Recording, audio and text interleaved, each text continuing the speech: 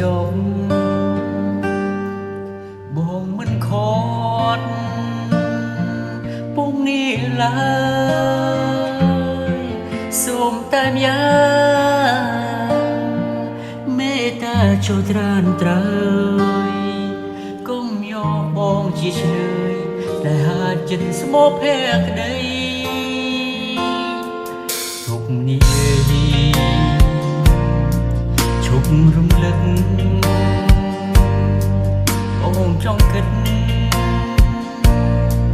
មិនចង់យកទុកឲ្យបងស្ងំជិនផងនេះមក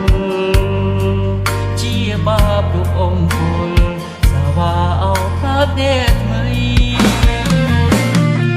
អូនមានថ្មីហើយនៅត្រាត្រយនៅចុងពីអូនចោតពងហីសាវាឲ្យស្រីគុំចិត្តមានន័យយ៉ាងណាឬស្រោមមិត្ត